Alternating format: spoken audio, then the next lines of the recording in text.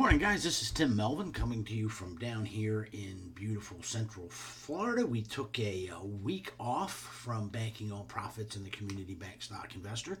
Took the whole family over to Captiva Sanibel area, one of our favorite spots on the planet. Beautiful beaches, just great tropical island over there off of the southwest corner of Florida. Hit up all our favorite spots. Naturally, being a huge fan of Randy Wainwright and his Doc Ford novels, we had drinks and dinner at the namesake Doc Ford's restaurant there in Captiva. We hit the Green Flash, stopped in the Bubble Room, had drinks at the Mucky Duck there. We didn't miss too much during our week down there. Had breakfast at the Over Easy Cafe, which is just a great spot. If you're ever in the area, you got to drop in. And of course, the mandatory trip to Gene's Bookstore, which is the coolest, funkiest bookstore on the planet, in my opinion. Great people, unbelievable selection of books. I spent my usual $100 and some. This time, though, not all for me. The granddaughter made out like a bandit. So, fantastic week with one problem. There's a red tide bloom that started forming, I guess, in May, and it stretches from up north of Sarasota, almost into Tampa, all the way down into the Naples area. It's horrific. First day there, Monday we went to the beach. It wasn't bad. A little bit of a smell to the place, and we understood that Sanibel was getting it a lot worse than we were, so we were pretty hopeful. It didn't last long. The Tuesday morning when I walked up on the beach and checked it, there were dead fish literally everywhere, including some rather large snook, just tons and tons of fish and eels. It's getting a little play on the news, but not enough, guys. This thing stretches, for hundreds of miles. It's enormous. Everybody wants to argue how they start, and does the runoff from Okeechobee fuel them? And it's kind of obvious, really. You've got an algae spill in the rivers leading into the Gulf. You've got the red tide. Now, they do form, I guess, pretty naturally in warm water, but the nutrients from the runoff definitely appears to be feeding them, because this thing is massive. And while it gets some play on the news, this is an economic and ecological disaster, guys. There were 260 tons of fish taken off the beach in Sanibel alone, since it's a barrier island. There's been another over 70 tons taken off the Sarasota area beaches. I talked to a friend down in Naples who works in the hospitality industry, and he described it as an absolute disaster for tourism in that beachfront town. So this is serious. It's costed a ton of money. We noticed that a lot of the hotels and restaurants that we went to, there was nobody there, folks. We had dinner at the restaurant at one particular Gulf Front hotel, and it was empty. We've stayed there tons of times in the past and have never seen it as empty as it was, even when they were undergoing renovations 3 or 4 years ago.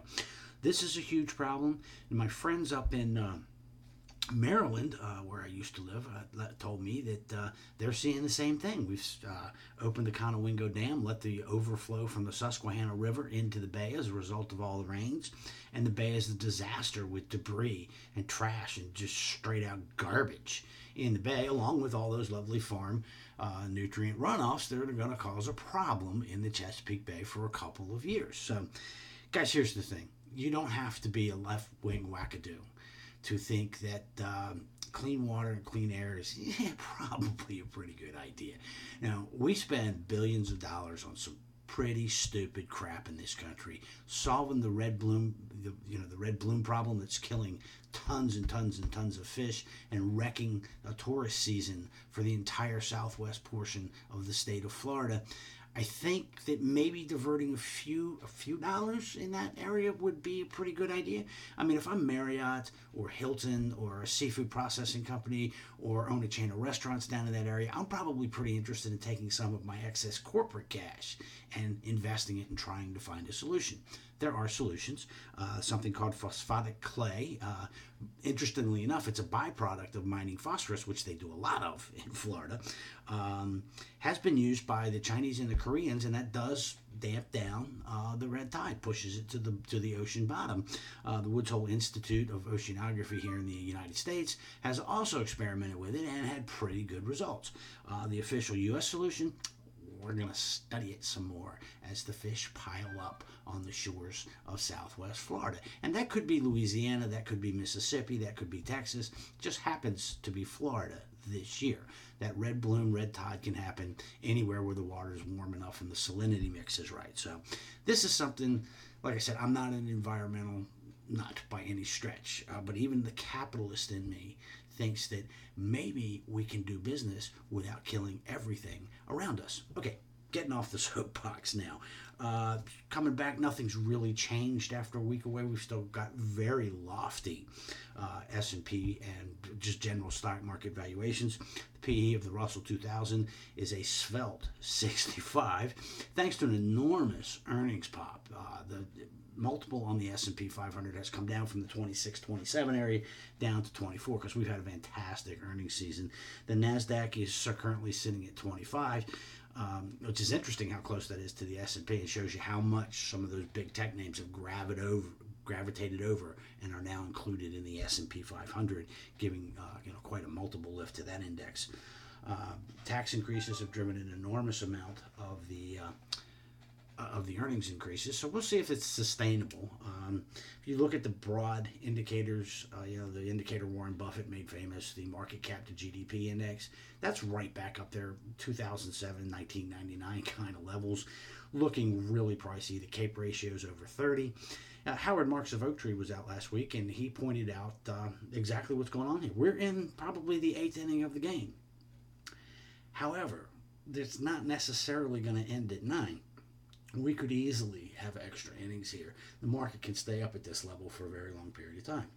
At this point, we don't see anything that's going to knock the market down today. So we're aware of it. We're aware that we can't find very many cheap stocks. We're moving very cautiously. Lots of cash. Still have the tail hedge in place.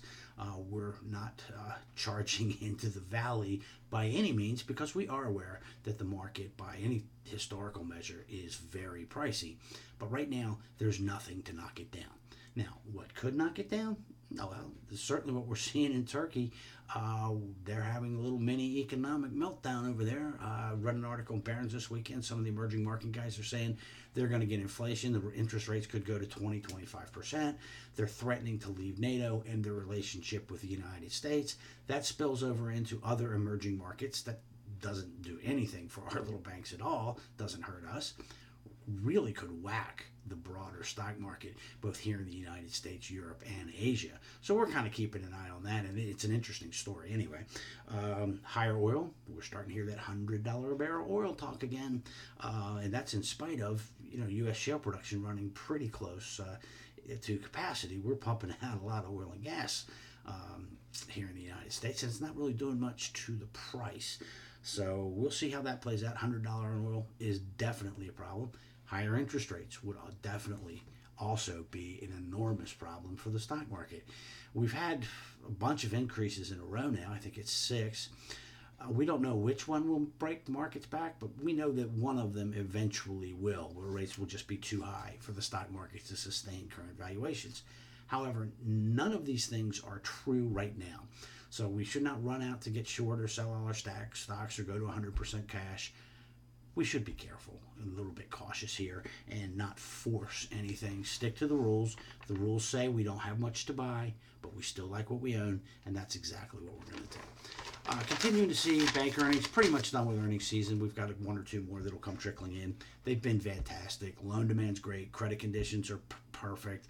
Dividends, buybacks, all coming into play for all of our little banks. We're still in the sweet spot, and we don't see anything that's going to change that right now. Bankers are totally resisting the urge to do something stupid for an extra 100 basis points of yield, and as long as they're doing that, there's just not a lot of risk in the financial system, and we're in a pretty good spot as small bank stock owners. So, all right, books. Big book week when I wasn't playing with the granddaughter or walking, exercising in the pool. Couldn't go on the beach. Thank God we rented a house with a pool. But we did plow through a couple of the John D. McDonald, Travis McGee novels. If you've never read those, buy them, download them, whatever you're going to do. I think there's 19 or 20 altogether. Start at one, read all the way through. It's a fantastic series of books, one of my all-time favorites. Got through another Larry Bond War novel. All his books are fantastic.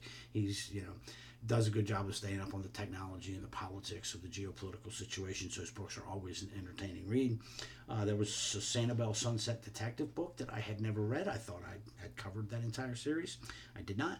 If you've never read those, again, great fun, interesting books set in a place that I love and that we go to, as I said, every year. And we'll be going back next year, and hopefully there will be no red tide.